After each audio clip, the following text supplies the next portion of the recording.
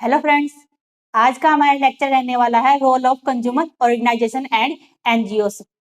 जैसे कि आपको पता है, हमने लास्ट लेक्चर में कर चुके हैं कंज्यूमर क्या होता है, कंज्यूमर की राइट्स क्या क्या है, ड्यूटीज क्या क्या है। एंड हमने एक बात और अच्छे से क्लियर की थी कि रिड्रेसल एजेंसीज कौन कौन सी है, कंज्यूमर से रिलेटेड क्या क्या उनकी वर्किंग रहती है, वो सब हमने बात की थी। गवर्नमेंट से रिलेटेड जो रिड्रेसल एजेंसी की हमने बात की थी वो गवर्नमेंट से रिलेटेड बात की थी।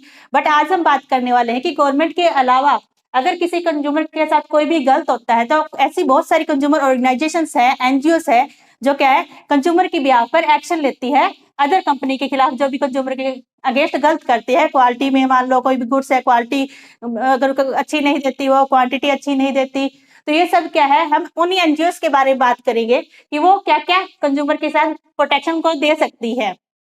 तो चलिए करते हैं start lecture role of consumer organisation and NGOs. Firstly हम बात कर लेते हैं कि इंडिया के अंदर बहुत सारी ऐसी कंज्यूमर ऑर्गेनाइजेशंस है, एनजीओस है, जो कंज्यूमर के हित के लिए काम करती है। अराउंड नियर अबाउट हम मान सकते हैं कि 5000 ऐसी एनजीओस है, कंज्यूमर ऑर्गेनाइजेशन है, जो एट प्रेजेंट इंडिया में वर्किंग कर रही है। वो क्या क्या काम कर रही है, क्या क्या उनके रोल्स है, कुछ एक पॉइंट हमने लिखे हुए हैं। तो फर्स्टली पॉइंट क्या है, एजुकेटिंग द विलेजर्स। ये जो एनजीओस है ये एजुकेशन प्रोवाइड करती है कंज्यूमर को। कंज्यूमर को एजुकेशन कैसे प्रोवाइड कर सकती है, उनके राइट्स के बारे में बता के, ड्यूटीज के बारे में बता के, और ये बताती है कि अगर आपको किसी भी कंपनी, कोई भी कंपनी आपको अच्छा प्रोडक्ट नहीं दे रही है तो आप कहाँ जाकर उसके खिलाफ कंप्लेन कर सकते हो।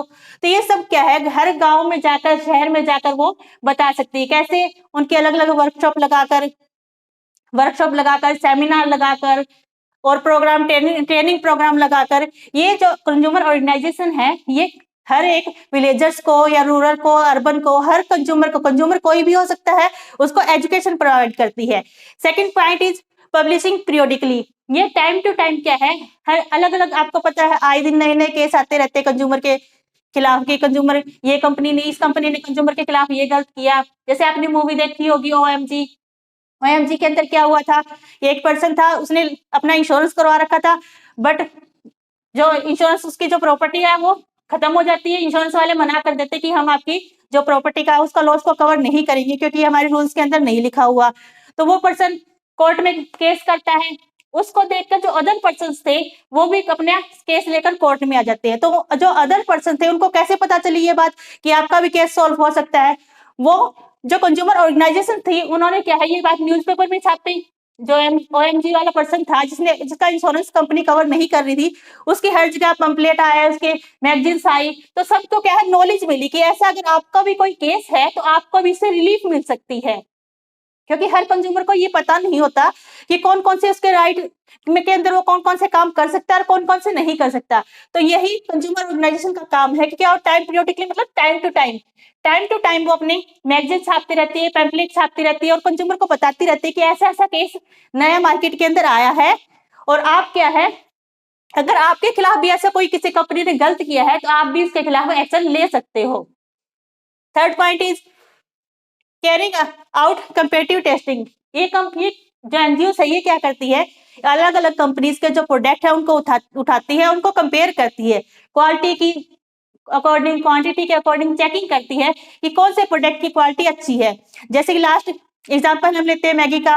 लास्ट कुछ टाइम पहले हमने मैगी का केस सुना था, उसके अंदर बोला गया था कि मैगी की क्वालिटी अच्छी नहीं है। वो किसने चेकिंग की थी, जो कंज्यूमर ऑर्गेनाइजेशन है उन्होंने चेकिंग की, मैगी को अलग अलग जो कंपनीज थी उनकी प्रोडक्ट उठाए और मैगी की टेस्टिंग की, तो उन्होंने पाया कि जो टेस्टिंग, जो मैगी के अंदर जो क्वालिटी है वो अच्छी नहीं प्रोवाइड की जा रही कस्टमर्स को।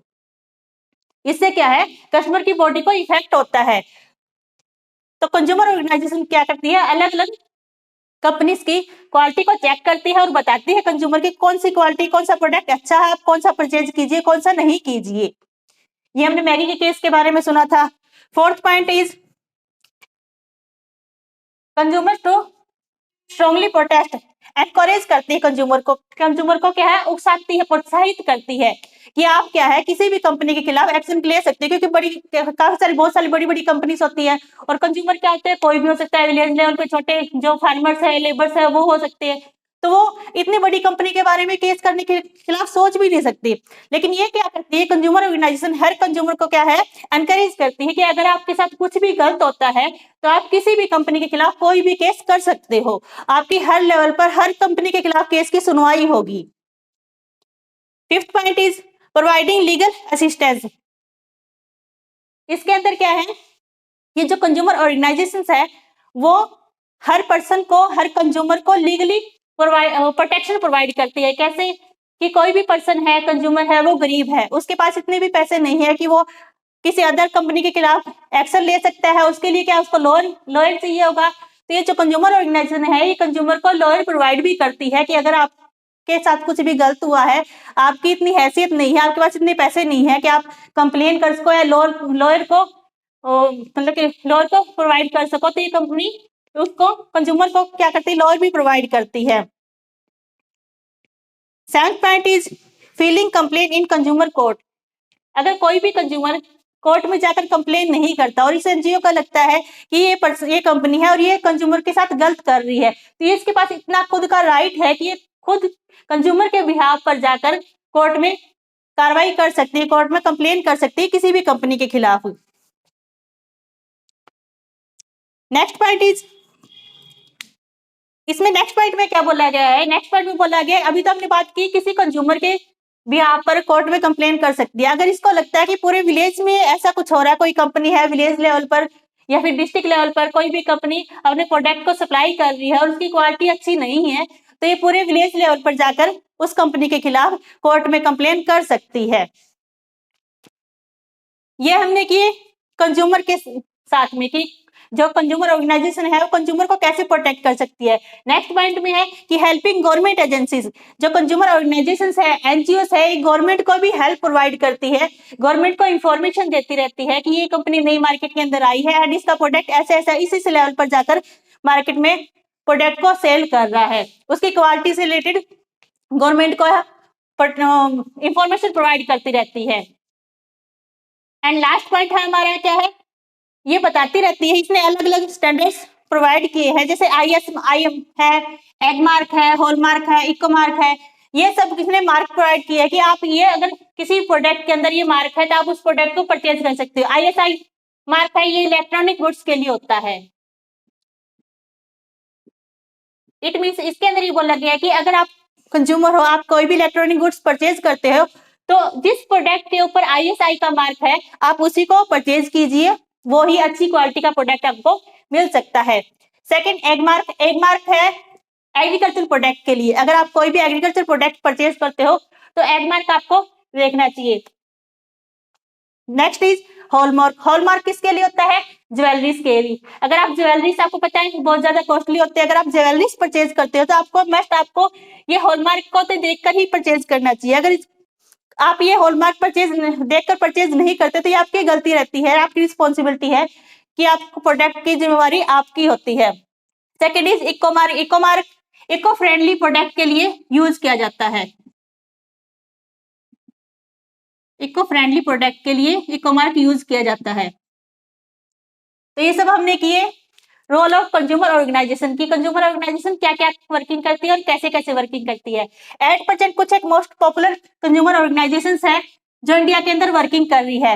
First consumer guidance society of India जो मुंबई में है। सेकंड सिटीजन एक्शन है ग्रुप्स, ये भी हमारी मुंबई के अंदर है। ये कुछ एक मैंने लिखी हुई है, आप इसको रीड आउट कर लेना। ये इंडिया के अंदर मोस्ट पॉपुलर कंज्यूमर ऑर्गेनाइजेशन है जो एट प्रेजेंट वर्किंग कर रही है। Thank you.